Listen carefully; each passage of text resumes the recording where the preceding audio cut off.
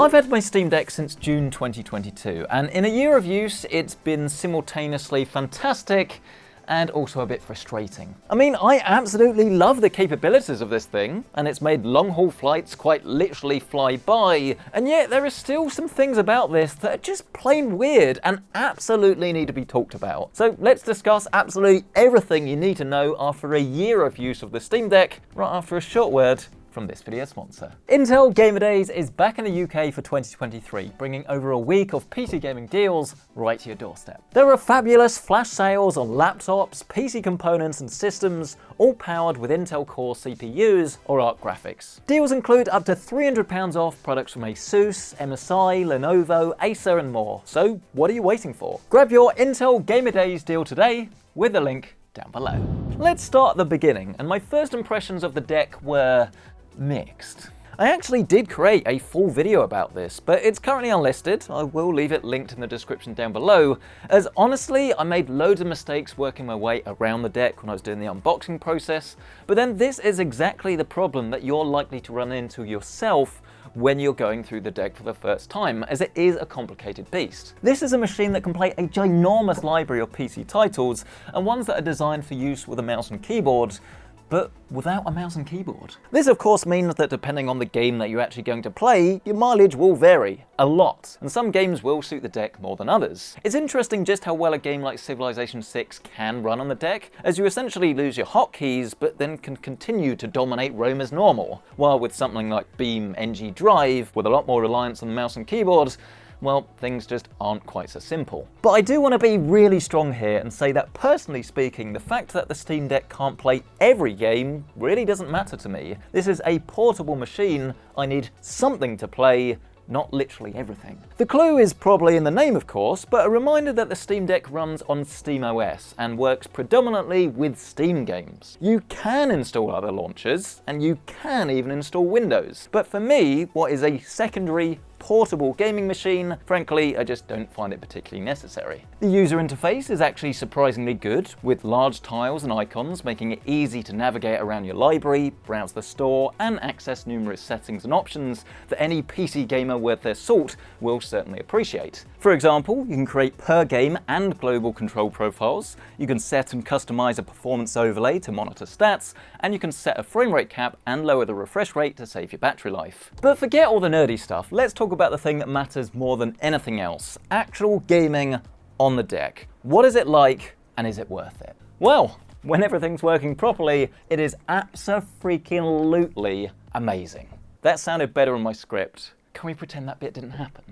Seriously though, jokes aside, this is a serious piece of hardware when everything is working properly. And case in point, my recent holiday to the Caribbean, which from the UK is of course 2 long-haul flights and plenty of downtime when you get there. Frankly, enough time to get Eleanor of Aquitaine from a tribal leader discovering iron to a giant death robot wielding empire sprawling an entire civilization map. And for those of you that aren't civilization maniacs like me, that essentially means I poured about 15 to 20 hours in this thing over the course of around about 10 days. The experience all starts with the controls and the way that the deck feels in the hand.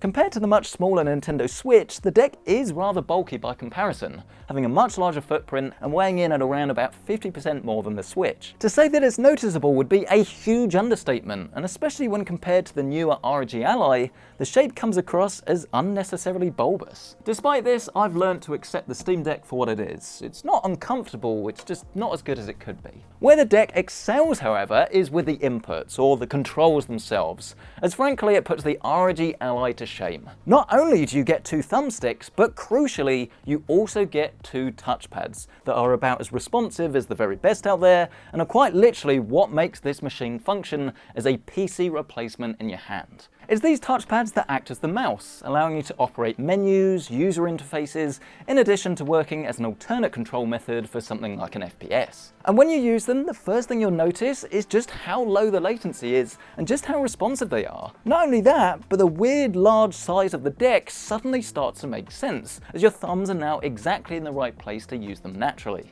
It makes playing games a real joy, as realistically, moving around and actually operating all of the menus in Civilization is probably about as good as you could realistically get on a screen size that obviously is a lot smaller than a PC monitor. The rest of the controls don't disappoint either, with robust feeling thumbsticks, tactile buttons for the top, sides and undercarriage, and special Steam and options buttons that are used for inter-console navigation. My only complaint is that it does feel a tiny bit cramped, especially at the back as well, because you can accidentally hit these buttons fairly easily. Obviously you can customize them so if you hit them they don't do anything, but the fact of the matter is you have quite a lot of button in a very short space, and where you are sort of stretching a little bit with your thumbs to get to the thumbsticks. It's not that it's uncomfortable, it's just not necessarily as comfortable as something like the Rog Ally was in the hand. But if the trade-off means to not have the touchpads, then I'd much rather play on the Steam Deck. Oh, and there's also this little fan in the back that does whir up.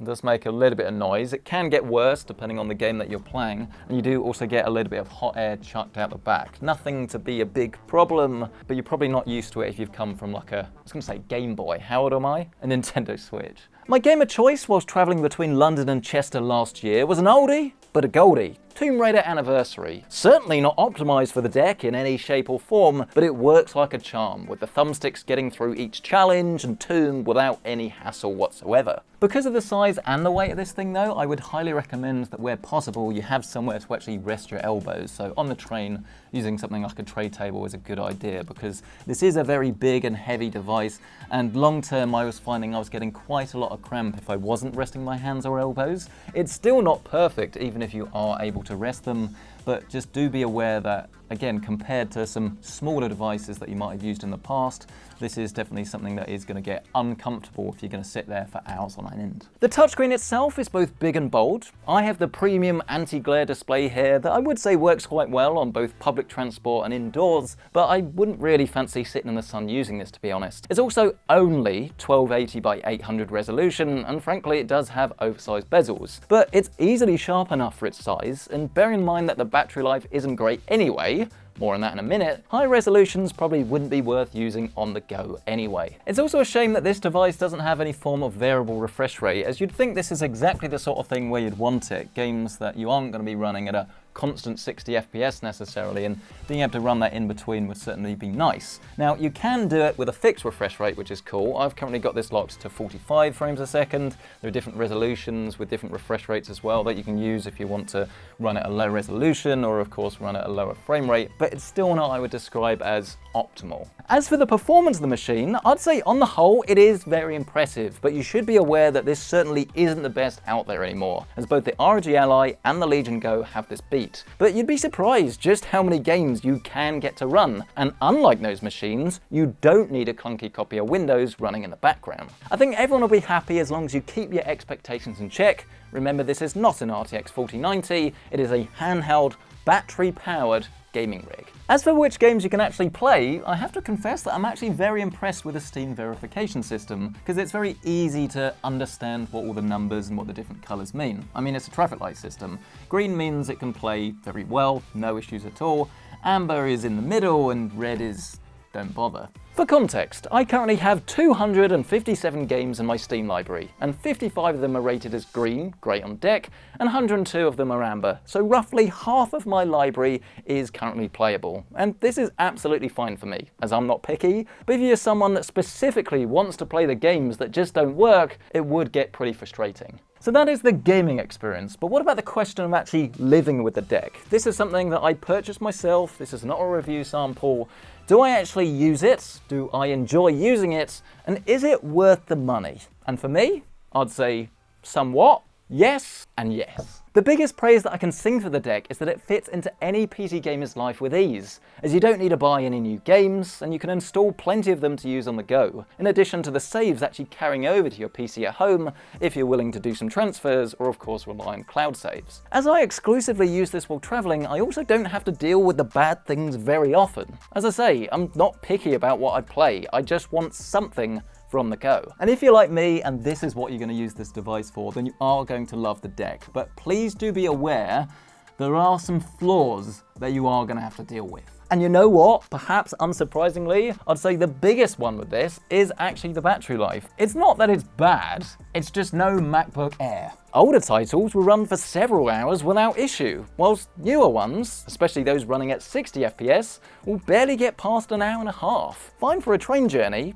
not so great for a flight. Now I've done a Jensen, and hiding in plain sight this whole time is of course the solution to this problem, which is to use a battery bank and a cable, but please do be aware that's not quite as simple as this, because this does require 45 watts of power in order to have it as if it was on AC power. So this is a higher end one. It wasn't cheap, but it is worth it because it can keep this going, not necessarily for a whole flight, but for a lot longer on a flight. But do be aware that if you want to play whilst using like a lower end battery bank, it's still going to drain very quickly, and if you're dead, if your Steam Deck is dead, then you won't be able to use a lower power battery bank to actually get this to run in the first place. It needs to be 45 watts or above. If you're dead, you're definitely not going to be using the Steam Deck. I would also strongly advise speccing an SSD for your deck, as most modern games don't run very well off the SD card. Now, you can do this yourself, but be aware it's not as easy as it would be with a PlayStation 5 or a gaming PC and requires a little bit of pricing.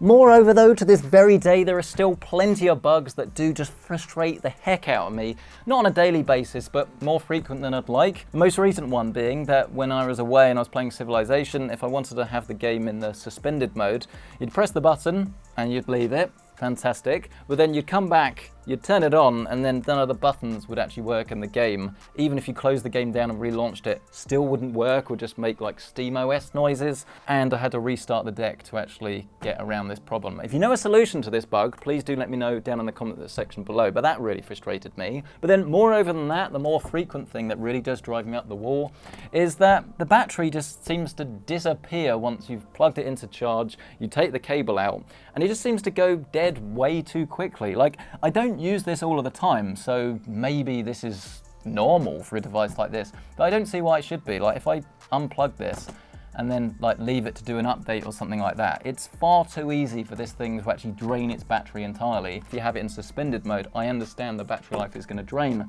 but why it does this when it's just in the menus really does baffle me, and frankly, it needs to do better. But right, let's not make this a moan fest. Let's calm down for a second and wrap this up. The Steam Deck tries to do everything, and frankly, I think it can be forgiven that it just can't. Would I want this as my only gaming device? Absolutely not. But as a pick up and play hardware piece for use on the go, I think it's freaking amazing. I'm sure when we get the inevitable Steam Deck 2, it's going to iron out a lot of the problems that I have with this, and the main asks really would be just to have something that's lighter, longer battery, more comfortable in the hand, less fatiguing to use, and less bugs. But the Steam Deck, even though it does have quite a lot of competition now, the fact that it does run on SteamOS and doesn't rely on Windows, I think is huge. Do not discount the Steam Deck, even though there's now a lot of competition, because I think this is probably the most well-rounded package. This is not going to be completely seamless for you, but if you are a PC gamer, you're like me, you already have loads of titles, and you want something for portable gaming,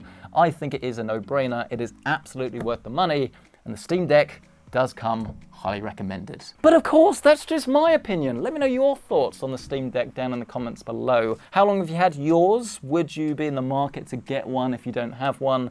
Are you worried about some things? Would you rather go for the Rog Ally or the Legion Go? I'd love to hear from you, so let me know down in the comment section below. Smash this like button if you've enjoyed it, get yourself subscribed, and if you do want to check out current pricing on the Steam Deck, I'll leave my Amazon affiliate links listed down below. And while you're down there, why not bag yourself a deal with Intel Gamer Days? Get 2 free accessories with selected Acer notebooks, up to £250 off selected Lenovo laptops, up to £300 off selected Asus notebooks and motherboards, and plenty of deals from MSI. With so many deals to choose from, the hardest thing will be picking a favourite. Grab yours today with that link down below. Thank you so much for watching this video. We'll catch you in the next one.